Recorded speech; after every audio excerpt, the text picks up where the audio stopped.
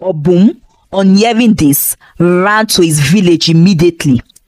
The distance from where he was at that time to his village was about 50 minutes. So, by the time Obum got home, about almost an hour was already gone, and Obum was left with 1 hour. When Obum got home, his mother was still not in the house. Obum went into the village and began looking for his mother from the houses of some few friends Ezinne visits to the other. When he could not find her in any of those houses, Obum went into the market and intensified his search because the market was a big one. At this time, another 50 minutes was gone and Obum was left with just 10 minutes. Obum finally found his mother in the market. As soon as Obum saw his mother, he went down on his knees immediately and begged her to urinate on his head, and that she should also excrete very fast for him to eat her feces. Obum, what is it? Are you okay? Why would you want me to do such rubbish to you? Ezinne asked her son, confused and worried at the same time. However, Obum remained on his knees and kept shouting, please mother, urinate on me and excrete some feces so that I can eat it. I don't want to be mad, please.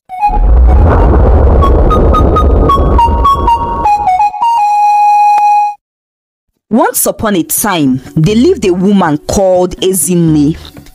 Ezinne had married the love of her life, Ikenna, at a very young age of 20, and they lived happily until just a year into their marriage when tragedy struck. That evening, Ikenna, who was a palm fruit farmer, had retired for the day and was about to leave his farmland when a huge palm tree unfortunately fell on him. Ikenna lay on the ground unconscious for about an hour until Amadi, whose farm was also close to Ikenna's own, was also going home that evening and saw the huge palm tree that had fallen on Ikenna. Amadi sought help and rushed Ikenna to the herbal doctor's hut. But because Ikenna did not get help on time, the herbal medicine which the herbalist administered could not help him. And so, Ikenna died minutes later, making young Ezinne a widow. Ezinne found out that she was pregnant a week after Ikenna's death.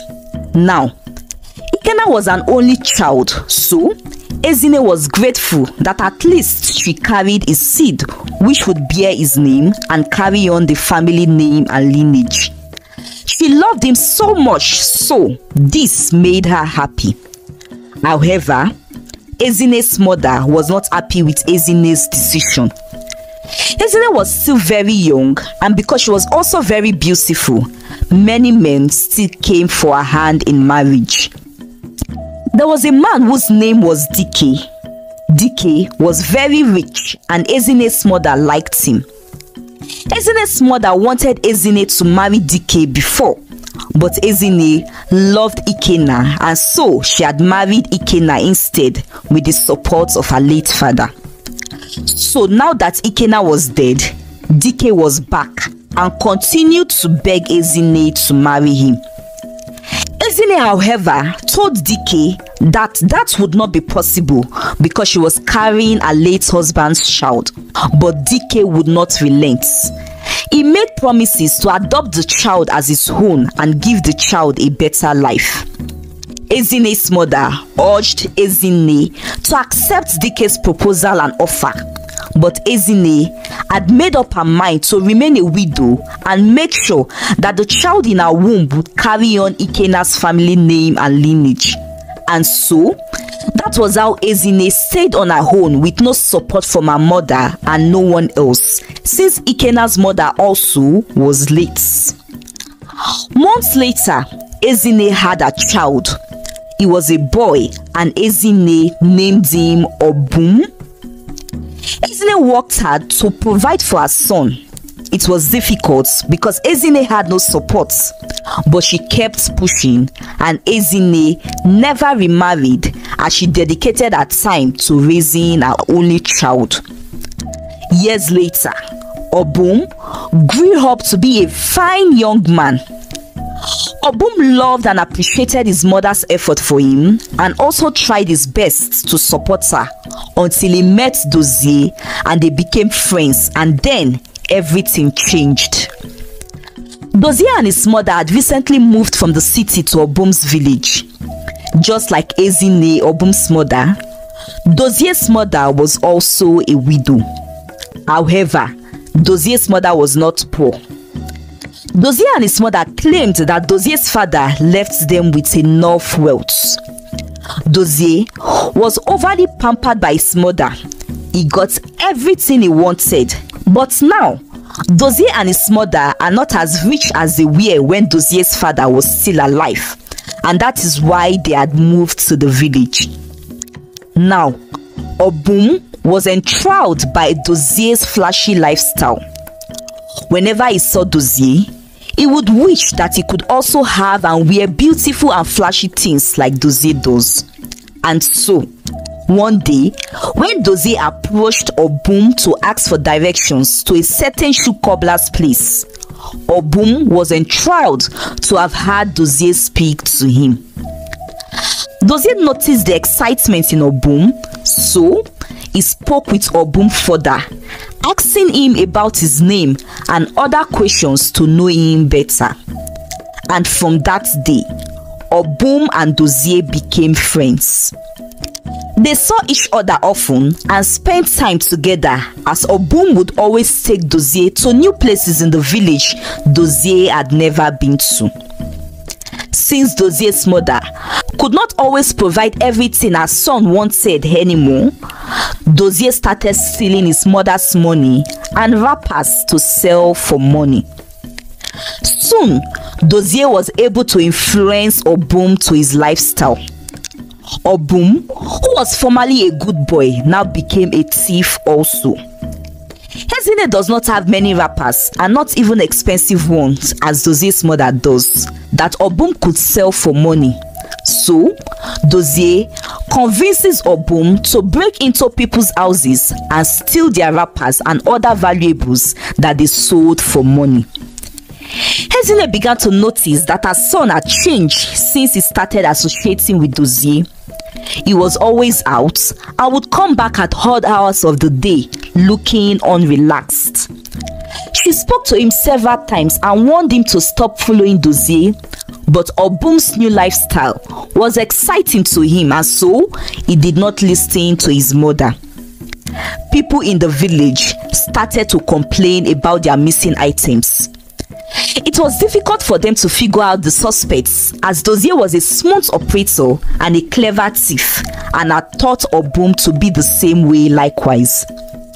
The king of the village could no longer tolerate the stealings and complaints he got anymore. So he asked that the chief priest make a spell that would expose the thief.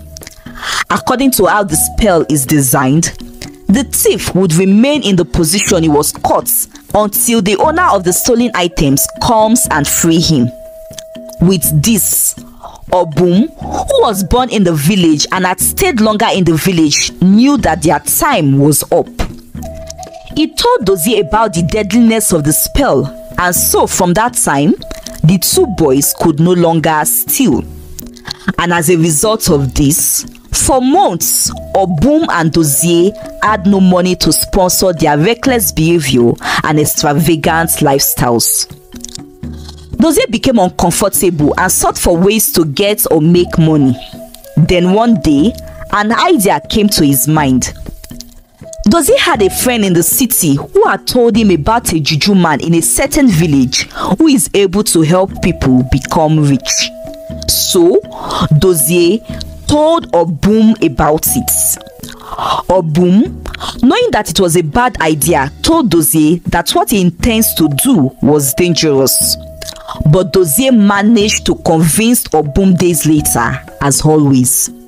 And without their mother's knowledge, like they have always done, Dozie and Obum traveled to the village that the said juju man dwells, as it was not so far from their own village. They met the juju man, who after some divinations and incantations told them what to do to become rich. The juju man told Obum that he would have to sacrifice his mother whom he loves. He told Obum that Obum would do so by sprinkling a colorless juju substance on one of his mother's wrapper and would make sure that she ties the wrapper and sleeps with the wrapper till the next morning.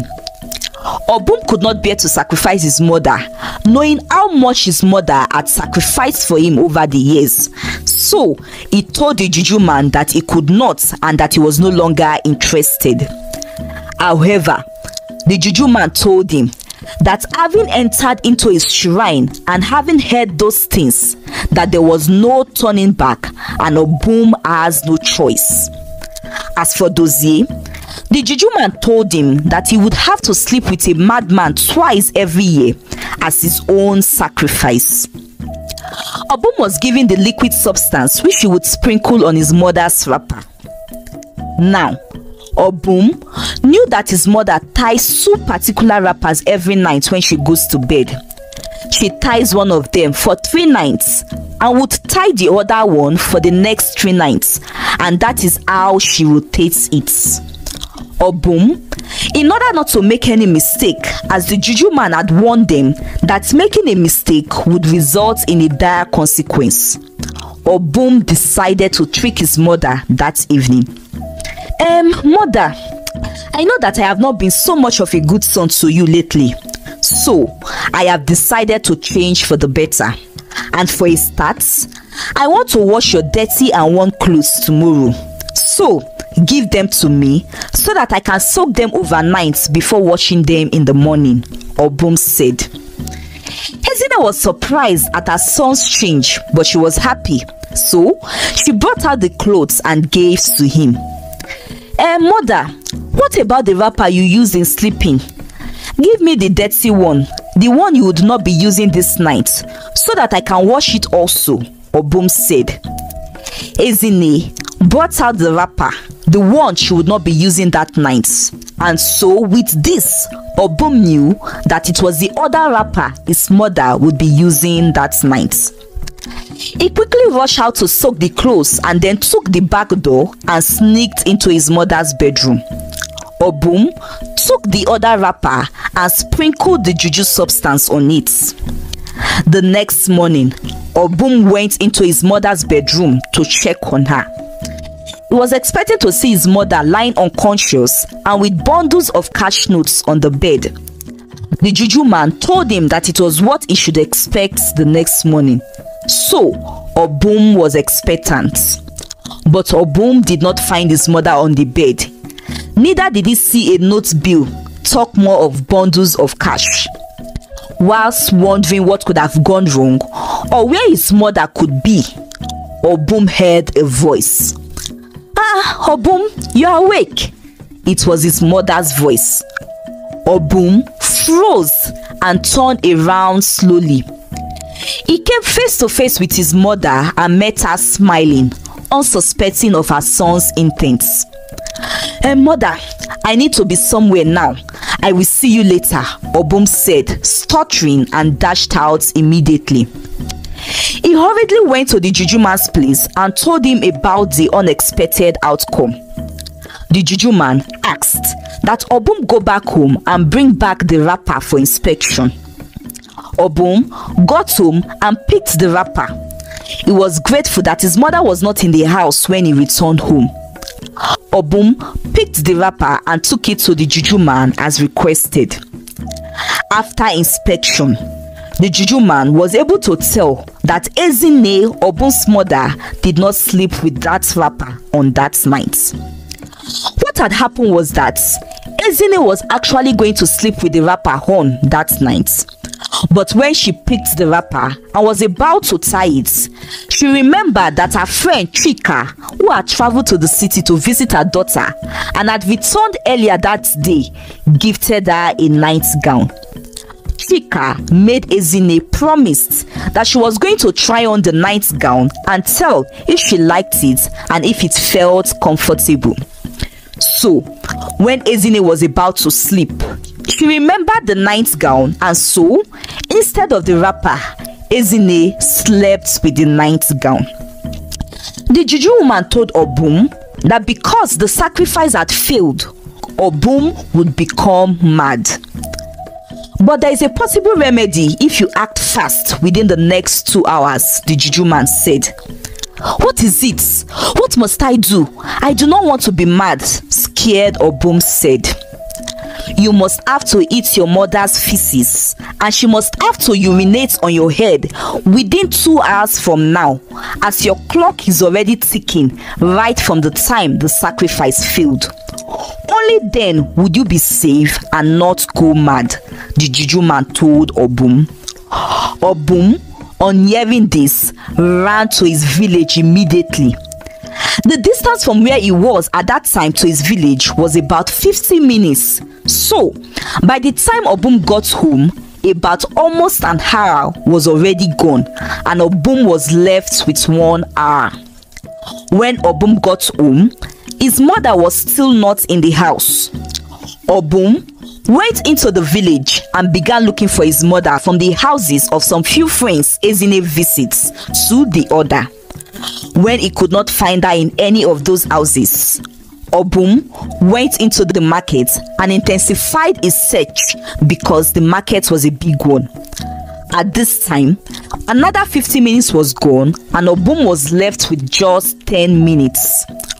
Obum finally found his mother in the markets.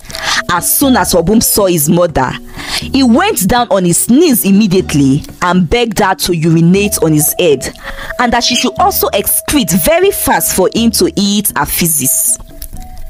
Obum, what is it? Are you okay? Why would you want me to do such rubbish to you? Ezinne asked her son, confused and worried at the same time. However, Obum remained on his knees and kept shouting, "Please, mother, urinate on me and excrete some feces so that I can eat it. I don't want to be mad, please," Obum said with fear written all over him. Now, everyone was gathered as they witnessed Obum's weird request from his mother. Confused Ezinne pulled her son up and decided to run home with him to do what her son requested of her. It was a weird request, but she was going to do it to save her son, and then asked him later why he had requested such from her.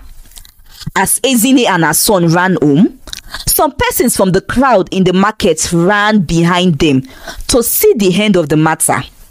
Well, few steps just before Ezinne and her son Obum could get home, the time was up and Obum became mad. In his insane state, he confessed to attempting to use his mother for money ritual and about all the stolen items in the village over the past months. And so, Obum became a madman, roamed the whole village and later crossed to another village. Ezinne was shattered to see her son end up the way he did. Her mother blamed her for choosing not to remarry when she had the opportunity to, and sacrificing her life for a son that eventually became useless, insisting that it was because Obum had no father figure was the reason it turned out the way it did. As for Dozier, he was about to sleep with a mad woman he found, but unfortunately for him, the mad woman, who became frightened on seeing him, picked up a broken bottle which was lying close to her and stabbed Dozier in her defense. Dozier bled to death and so was not also successful with his own money ritual sacrifice. Now, I would love to hear your opinions regarding this. Do you think Ezinne's mother was right when she said that Obum turned out the way he did because he had no father figure? Should Ezinne have remarried, judging from the fact that she was still very young when her husband died? Lastly, assuming you were faced with such a request as Ezinne was when Obum begged to eat her excreta, would you grant such weird requests just to save the life of your child? I would love to know. Please leave a comment. Thank you for watching and see you in our next video. Bye.